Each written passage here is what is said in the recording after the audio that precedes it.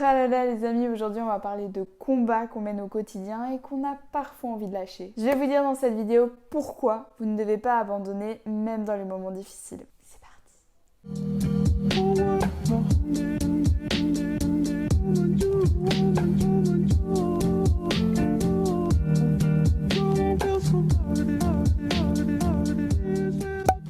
Quand je parle de combat, j'entends par là des études où tu te remets toujours en question à chaque blocus, cette séance de sport que tu fais qui te semble vraiment difficile aujourd'hui, une maladie où tu essaies de guérir et tu te sens vraiment à bout de force. Bref, des raisons, je peux vous en citer plein, on a tous nos combats personnels et avoir envie d'abandonner, c'est tout à fait normal. C'est un sentiment qu'il faut accepter et avoir envie ne veut pas dire que c'est déjà fait. C'est une étape du parcours, tu y penses encore juste pour le moment et donc il est encore temps de te poser les bonnes questions. Tout d'abord, si tu as envie de tout lâcher, rappelle-toi pourquoi tu as commencé. Alors oui, c'est un conseil peut-être un peu bateau, mais il vaut la peine d'être dit. Parfois, on a juste besoin d'un petit déclic qui nous rappelle le début et tout ce qu'on a fait pour en arriver jusqu'ici. Et juste le fait de se rappeler tout son parcours, tu te dis ouais, ok, en fait, je peux pas abandonner. Je ne peux pas me permettre de lâcher maintenant, ou même plus tard. Ayez avec vous quelque chose qui vous rappelle au quotidien ce pourquoi vous vous battez. Une photo de votre futur métier, une photo de vos proches, quelque chose qui vous encourage vraiment au quotidien. Vous pouvez vous faire des vision boards, c'est très pratique, très utile, et puis il y a une superbe application qui s'appelle Pinterest et qui vous permet de faire ça si vous n'êtes pas très bricolage. Ensuite, ce combat,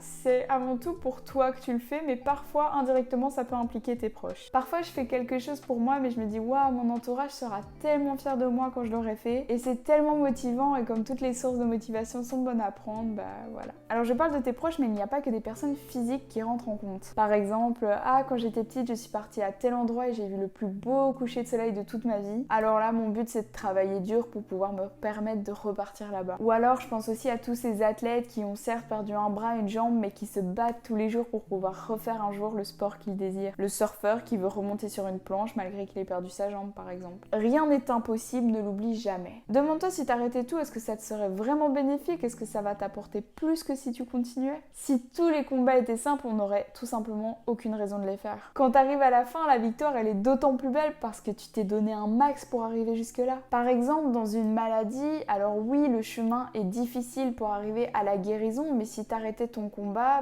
tu restes dans ta maladie et tu restes mal au final. Alors réfléchis, est-ce que c'est mieux d'arrêter le combat mais de continuer à être mal sans fin heureuse? Ou alors oui, souffrir un petit peu mais tu sais qu'il y a une belle récompense qui t'attend. Ce que je veux dire par là, c'est qu'il faut toujours se poser les bonnes questions car parfois l'abandon peut être une sage décision. Par exemple, parfois une bataille peut devenir nocive pour toi et donc là oui, il faut peut-être l'arrêter. J'entends par là peut-être une relation toxique, peu importe la nature. Dans ce genre de relation, tu sais que l'aboutissement final ne t'apportera rien, ce ne sera jamais du positif. Tu entres dans des cercles vicieux et autant pour toi que pour l'autre personne, ça ne sera pas bon. Mener un combat doit t'apporter quelque chose de positif à la fin, tu dois avoir un objectif. Donc si tu as envie d'abandonner, demande-toi si ça vaut la peine et si oui, pourquoi. En bref les amis, tout ça pour dire ne jetez pas l'éponge sans avoir un minimum réfléchi. N'essayez pas de camoufler vos émotions négatives aussi, ça ne sert à rien, ça ne fera que camoufler le problème. Il faut accepter ces émotions, les laisser sortir au grand jour parce qu'elles ont besoin d'être évacuées tout simplement. Mais être évacuées ne veut pas dire qu'elles doivent prendre le dessus. Donc je sais que parfois dans la vie on a des épreuves à affronter, c'est trop dur, on a envie de tout lâcher. Et il faut pas en avoir honte, c'est une étape, faut passer par là. Ça fait partie du parcours. Mais il ne faut pas oublier le positif malgré tout, il y aura